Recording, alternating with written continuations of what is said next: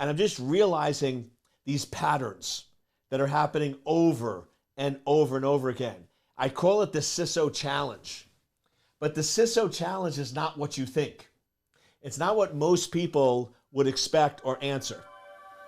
It's not skill set, it's mindset. Welcome to Life of a CISO. I'm Dr. Eric Cole, your host, and we'll be taking you on a journey each week on what it takes to be a CISO and what are solutions that you can implement today if you are currently a Chief Information Security Officer or if you want to be one in the future. This is Life of a CISO.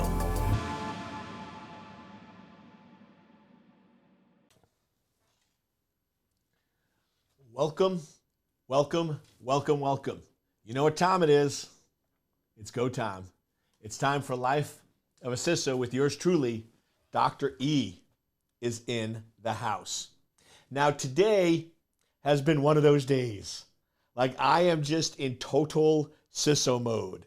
I have been in this studio since, I don't even want to know, 8 a.m. So we're going on like 8 hours literally in this seat. I got up, I think, once for some water facilities and things like that. But yeah, I start traveling again. But I had a coaching call for 2 hours with my CISO students. I then did a webinar on CISO where I had some great, amazing Q&A. I've done some recordings for my podcast. I have one more to do, which is this one right now.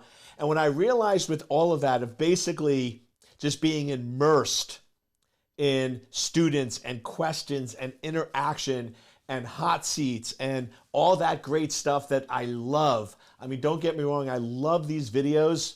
I love recording my podcasts, but there's a different level of energy and a different level of connection and a different level of power when I get to do hot seats and I get to look at them in the eyes. It's video, of course, but I still get the energy, the video, the talk, the conversations. And I'm just realizing these patterns that are happening over and over and over again. I call it the CISO challenge. But the CISO challenge is not what you think. It's not what most people would expect or answer. It's not skill set, it's mindset. And it's funny, I find even with my students I've worked with, I'm in a cohort now where we're 5 out of 6 calls, right? It's a 6-month program. Every month you get a 2-hour coaching call with me. So we just finished the 5th call. And I'm still amazed that what everybody wants is that skill set, right? They still keep asking me about that skill set more and more, but it's really the mindset issue. I'll give you an example. I'm coaching one of them and they go, Eric, I want to understand better how to think and act like a CISO and how to behave like a CISO. Because what I'm realizing is that companies are just not hiring security engineers, and I need to continue to prove to them that I'm not a security engineer. One of my favorite things I love to do is just do what I call a reframing, which is I stop, I look them in the eyes, I take a deep breath, I pause, and I ask them a simple question. Is that really true? Now, what I'm really asking is that the truth? Because here's the issue. You believe that is true. You believe that is a true statement. That companies do not hire security engineers or previous security engineers. So you basically have to morph into something you're not in order to get hired. So basically, what you believe to be true is unless you have an out-of-body experience and become a different person, it's basically impossible for you to become a CISO. Because what you believe to be true is companies do not hire security engineers that want to become CISOs. That's basically your truth. Well, that's who you are, which means you're never going to get hired. But is that really a true statement? Or is that a fictitious statement that you're telling yourself for whatever reason? Maybe it's to justify why you're not getting results.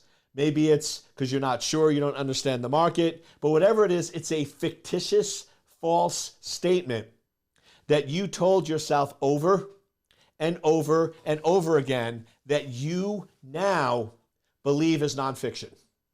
You now believe is true. Well, here's the problem. If you are a security engineer that is trying to become a CISO, and you believe that companies won't hire that person, if I give you more skills, if I teach you more CISO mentality, I give you more strategies, I give you more tips and tricks, and I give you all the magic and secrets of walking into boardrooms and mesmerizing and owning, and all the tips and tricks of listen more, ask 3 questions, speak less, and all that secret ninja mojo stuff. But you're walking around going, nobody's going to hire me because I'm a security engineer. And companies don't hire security engineers for CISOs. Is any of that going to matter? Is any of that going to make any bit of difference? No. And this is like super magical skills. I was going into this on the call, and it's funny because one of the students wrote in the comments, Dr. Cole, you said you were going to drop nuggets of gold, and you're not dropping nuggets of gold. And they sent it over. And I'm like, okay. And then right afterwards they said, you're not dropping nuggets of gold, you're building in carts of gold, right? You will go way beyond the nuggets. Like you're just bringing a cart. Because when you get it, everything changes. When you understand that what you believe to be true about yourself and your career and becoming a CISO is going to be the greatest limiting factor to your success. And this is why you see these people that are overqualified and overtrained on what it means to be a CISO. And they're not getting interviews and they're not getting hired because this is getting in the way of all their beautiful mastery. They're not allowing themselves to show up correctly. They're not allowing themselves to show up the way they should. So first, I want you to sit there and I want you to crank up your awareness. I want you to get your awareness super high. And I want you to listen very closely to what you say. Because you're saying a lot of BS. You're saying a lot of things that is total fiction. But you've said it so much that you believe the lies. You say it so much that fictional boogeymans are now real. And you've made it nonfiction, and it's just not true. And this probably is one of the biggest benefits and biggest values of my CISO cert. Because here's the reality. I can tell you to raise your awareness. And I can tell you what exactly is happening. But it's still so hard for you to see it. It's very difficult for you to catch it. I have done this. I've trained. I know the patterns. I know what to look for. I know the questions to ask. So now when you come to me and you start saying those things, I can go in and say, wait a second. Is that really true? Is that really a true statement? Let's just explore it. Because I'll let you in on a secret. I know the truth. I know it's true. And I know exactly what your problem is, why you're stuck, and I know exactly how to fix it. Now, this is a skill I had to learn. Good coaches show you the problem. Amazing coaches let you see the problem for yourself. Because here's the issue. In the beginning, when I started this, I would go in and be like, you serious? Come on, that's BS. That's not true. That's false statement. You absolutely are horrible. Go do it. Boom.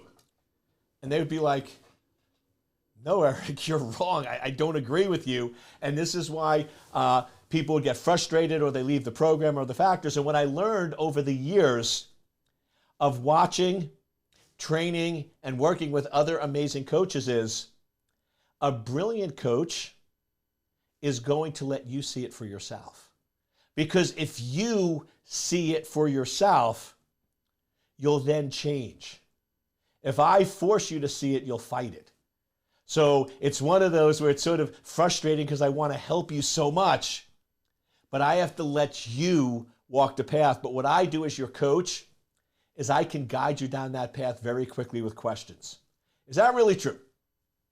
Is that really a true statement? And he'd be like, yes, yes, yes. Okay. Do you know any security engineers that became CISOs? Well, yeah, I know a few.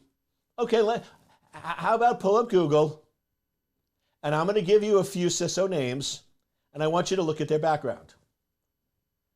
All of them, do you agree these are very successful CISOs that I'm showing you? Yes.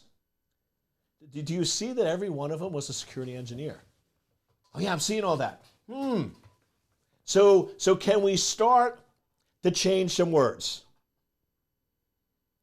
Your original statement was, companies never hire security engineers to be CISOs. Well, you just named 3 people and I just showed you 5. So can we change the word never to sometimes? We don't have to go all the way because I agree with you. So sometimes they do, sometimes they don't. But can we start to see that absolute is not true? That some companies do hire security engineers to be CISOs. Can you start to see that truth? Yes. Okay, and then we start bridging and showing that they do and that you can become one. And then once you believe that you are capable of being a CISO, then it becomes easy. Then we redo everything and you're off to the races. The most dangerous thoughts you could ever have, the most dangerous stories you can ever tell, the most dangerous lies you can ever believe are absolutes. Never, all. And when you start saying all booms are booms, right? All executives hate security. All? Like, there's not a single one on the planet? Right? Companies never, ever hire security engineers to be said. Never? Like never, ever in the history of the world did that ever happen? Right? It's like, come on, man. Right? So we got to start breaking that mindset, but you have to start seeing it. And it's very hard for people to see their own limitations. That's why coaches are so powerful. Coaches can see weaknesses. Coaches can see tweaks that you can't see. And then I can ask a series of questions to get you to see that limitation. Now, here's the big challenge. Most of you are security engineers. Most of you are coming from a security engineering background and pivoting or transforming to becoming a CISO. And I just want to pause there because it's important.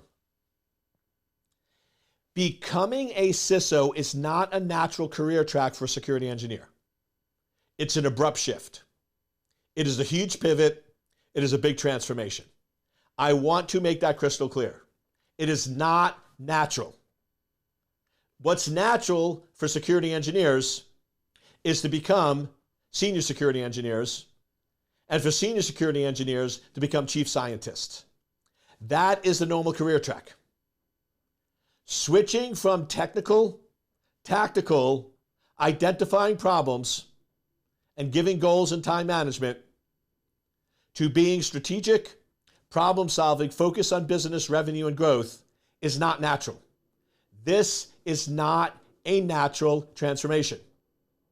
This is probably one of the biggest problems and biggest issues we have is people falsely believe that the natural progression to becoming a CISO is being a security engineer for 10 to 12 years, threaten to leave the company, and they give you the CISO title as a reward. That is the biggest mistake, biggest problem, and biggest disaster ever waiting to happen in cybersecurity. World-class CISOs do not naturally make world-class security engineers do not naturally make world-class CISOs. It is not natural. It is a shift. It is a pivot. It is a transformation. So first and foremost, you need to recognize and own that. You are changing your identity. You are changing how you think. You are changing how you show up. You are changing your entire skill set of how you think about cybersecurity. You go from identifying problems, wanting to make the system as secure as possible, to a CISO that's about building a business, growing revenue, increasing margins, and accepting risks. It is a completely different person.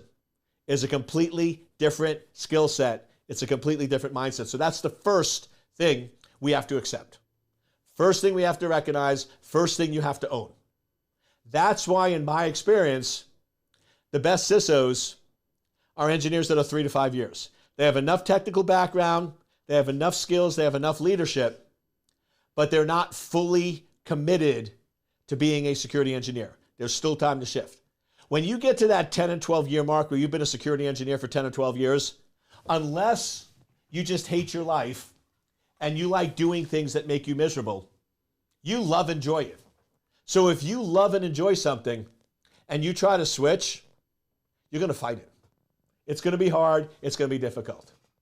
Can it happen in a rare situation where you take a security engineer of 10 or 12 years and convert them to a CISO? It can happen. It's rare. So I don't want to discourage you. You can do anything. You're limitless. But if you are a security engineer for 12 to 15 years, I just want to recognize it's not going to be transparent. It's going to be a significant pivot and transformation from who you were to who you are. So that's the first piece we have to recognize. Now, I did this on the coaching call. Somebody said, Eric, I was a security engineer for 8 years, but I don't have any managerial or any skills. So would anyone really hire me as a CISO? Once again, what do you think the first thing I'm going to do is? I'm going to see how well you're paying attention. What do you think the first thing I'm going to do is? I'm going to look him in the eyes and go, is that really true? And here's the part I'm going to ask. Is it really true? You have zero managerial skills. You just made the statement that you have zero managerial skills. I'm going to hit the BS button. You mean to tell me you've been a security engineer for 8 years and you've never worked on projects that generate revenue? You've never talked to a director or vice president? You've never briefed an executive? You've never, ever put together a strategic plan? You've never, ever helped with growing the business? Really? Never, ever? I find that really hard to believe. Because I know what security engineers do, and you absolutely have. Now, here's the trick.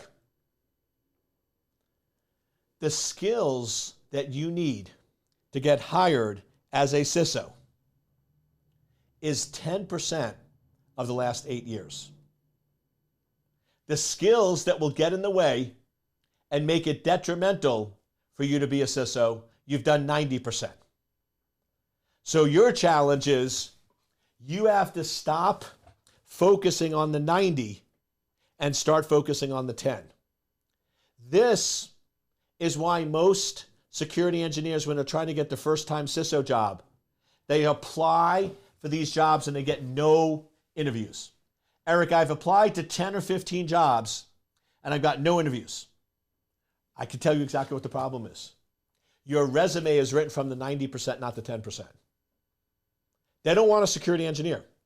I will tell you right now, I've been in rooms with CEOs and COOs and HR and hiring managers, and they're talking about the need for a CISO at their company.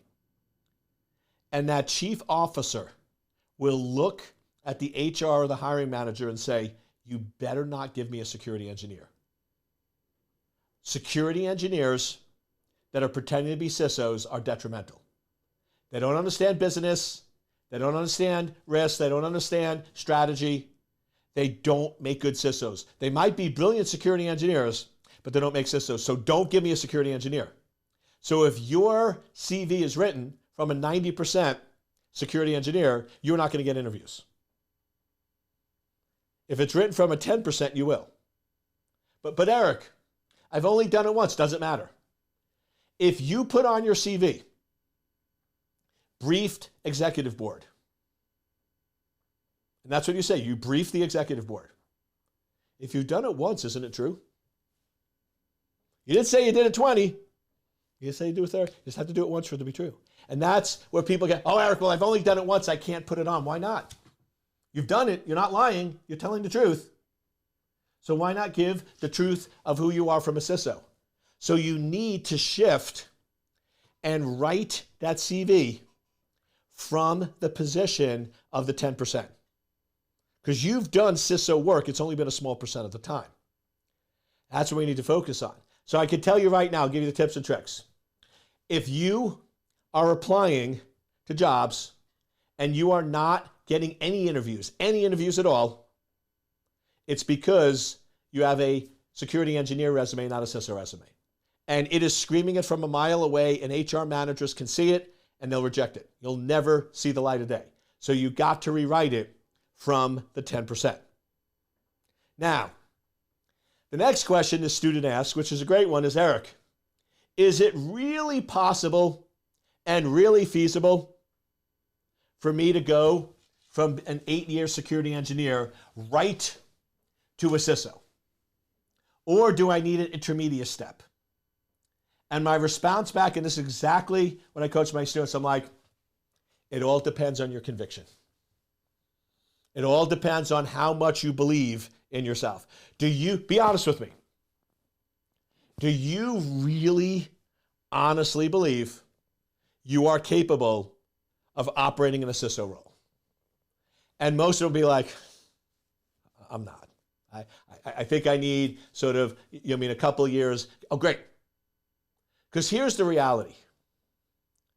You absolutely can, but I can't push you off the cliff. Because if you're not ready and I push you off the cliff, you die. And I don't want you to die. So I would say 80% of the folks I work with that are security engineers for 8 years, they do not believe they are ready to go right into a CISO role. It's great. So here's what we do. We research companies that need a deputy CISO in which the CISO that's currently in place is 3 to 5 years from retirement. Plenty of those. And we get you in a deputy with a really good match of somebody who's going to mentor and tutor you for 3 to 4 years, so when they leave, you take over. Nothing wrong with that. Absolutely magical. And if that's where your head is at, I'm going to meet you there. 20% go, no, Eric, I actually believe I can. I know these skills. I honestly believe I can. I can do this. Great. Then we go right into a CISO. But it has to be where your conviction is. This is one where if you don't believe you're a CISO material, I can convince you that you are. It's worth the fight. But once I convince you you're CISO, if you don't believe you're comfortable to do that and you want to be a deputy first, that one I have to allow because that's an inner confidence component. It's different than beliefs. It's just a confidence piece. And if I put you in a situation where you're just not confident, like I said, I'm pushing you off the hill and you're going to die, and I don't want to do that. So that's one that I'll accept. Getting you into a solid deputy is a great career move. It gets you what you need, gets you the confidence, moves you up. So that is a perfectly okay, legitimate, but it all comes down to where you are at and how you're thinking. So first and foremost, I need to get you convinced that people will hire you. Because if you go in and say, I'm not CISO material, or no one's going to hire me, any of that, you're not going to be successful. And it's easy. Simple, simple. If you've been trying to get a job as a CISO for 9 months or more and have not been successful, there's no guarantees, right? Attorneys don't let you guarantee. So there's the guarantee of no guarantee, the guarantee that can't guarantee is it's mindset. It's not skill set. Because if you had the right mindset and you've actively and diligently been going all in, applying to every CISO job you can find, you would have got offers. Sorry, you would have got interviews and you would have got offers. So if neither one, like if you're getting interviews but not offers, that's different. But if you've been trying for 9 months, applying to jobs, and you've gotten no interviews, guarantee, no guarantee, it's mindset. And here's how I know. First, you've probably only applied to a couple. I always go in and like, Eric, I've been trying so hard to get CISO and I get no interviews for 9 months. I'm like, well, how many jobs have you applied to? Oh, a lot. How many? A lot. I'm like, add it up for me.